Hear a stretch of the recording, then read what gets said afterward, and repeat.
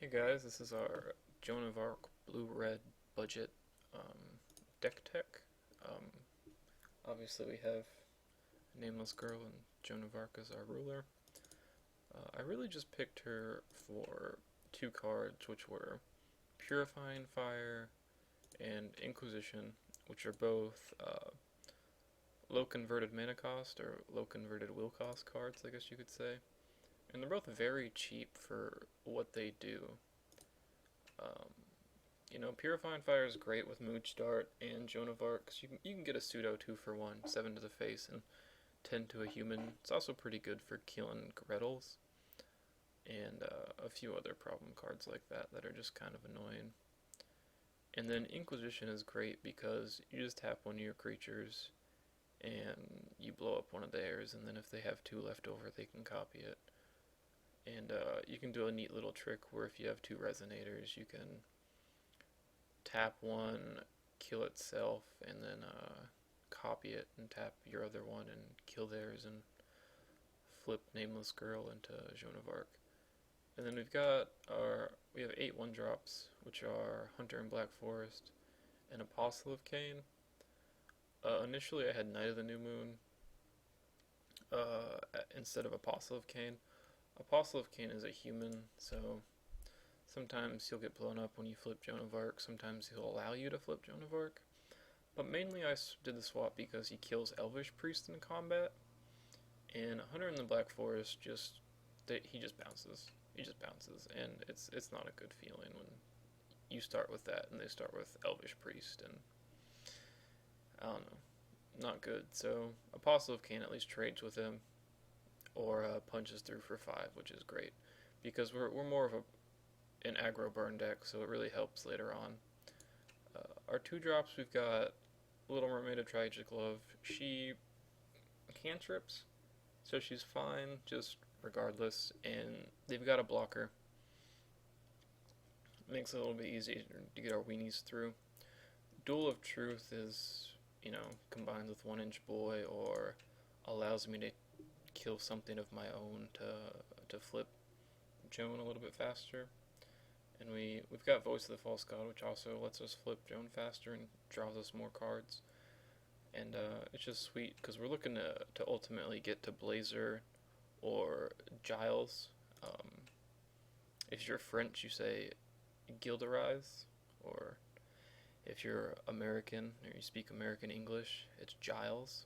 I hear a lot of people pronounce this funky. It's Giles if you're, speaking English.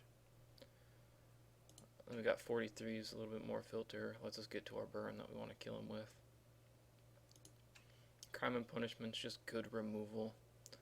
Just real good removal. It's 1 mana removal. It's what we want. We're not so worried about them punching us in the face. We just don't want them to be able to repeatedly do it, and we're not interested in them being able to block. Got 1 Fthaggua in here. I like it because we run a bunch of spells, and sometimes he gets big and gets the job done. Split Heaven and Earth. We'd like to run 4. It's kind of expensive. And that's pretty much the main deck. It's the whole deck, including the sideboard, runs about $65. In the side, we've got our Rapid Decays, just real good against Odd Grow. And the cheap weenie decks, we actually have a pretty good matchup against them. Little Dread, she's really red intensive, so we might take her out. In place of Edens is what we just put more Edens in. It's good against the Grimia decks when you think they're interested in flipping. You just plop that down after. Another consideration for our sideboard would be Cain Complex, because with the new standby rules, it gets a lot better. And then we just have Robe of the Fire-Rat in addition to, some Crime and Punishments, Voice of the False God. Robe of Fire-Rat is really just to deal with Blazers.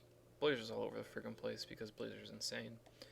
And we don't actually have another way to permanently deal with him. So this is what we got. I mean, it is what it is.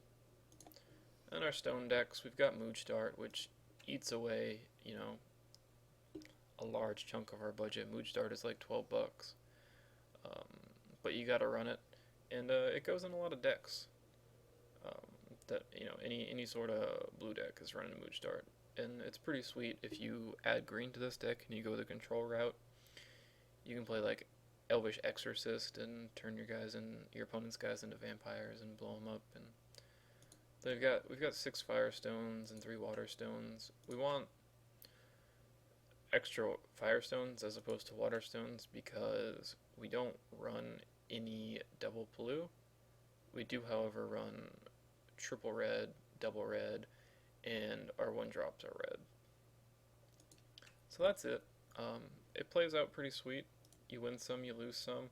Our bad matchups are really the heavy green decks that put guys on the board that can stall us, and then if they drop something like a Mephistopheles, we have to answer it, else we lose pretty quickly.